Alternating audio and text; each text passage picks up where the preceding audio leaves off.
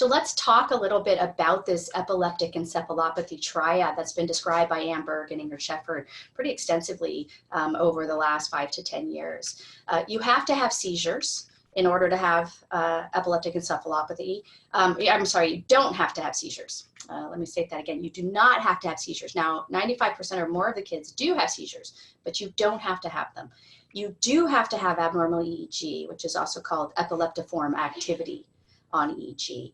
And there is always an impact on development, but it's not always present. The seizures are not always present, and they're not always first. And that's where the developmental and epileptic encephalopathy term has really originated from. So with the seizures, there are typically seizures present in more than 95% of epileptic encephalopathy cases. Usually multiple seizure types, tonic-clonic, focal, myoclonic, atonic.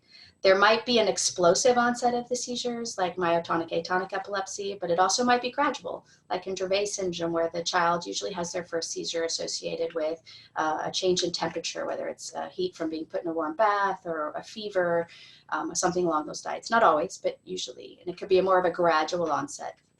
Sometimes there is only one seizure type. But the seizures are not essential. Not all kids with Landau-Kleffner will have seizures, but they have an epileptic encephalopathy. And the reason for that is because of the epileptiform activity. It's the abnormal EEG that's present, that's not manifesting and showing itself as seizures in the child. There will be frequent epileptiform discharges. They're not distinct seizures. They're just really abnormal. You could have slow spike and wave, which is characteristic and associated with LGS. You can have hypsarrhythmia, which is associated with West syndrome. You can have multifocal discharges. These are just a few of the patterns that they can see. And they're occurring between seizures for the most part. The timing of when these occur, they're usually very frequent, but they don't always have to be, especially as the evolution is occurring. We don't really know how much abnormal epileptiform activity has to be present in order to be considered an encephalopathy. But we do know that when you start to see these abnormal patterns on EEG, that it's really not a good sign that things are going in the good direction that you want them to go.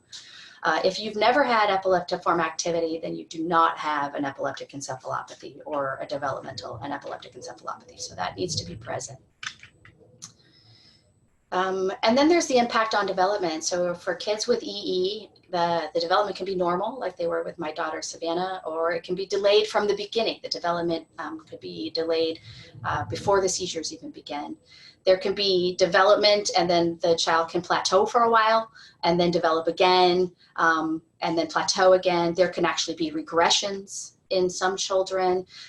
There could be development where there's one development, like my daughter, and she kind of stayed at a 3 or 4 year old level for 16 years until the seizures were brought more under control and she started to develop.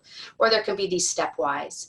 And then there are certainly triggers for the worsening of development: seizures, infection, brain swelling, all of these things that we know. Savannah would have a seizure, a cluster of seizures, and she'd lose speech for several days. So there's this changing in the developmental status.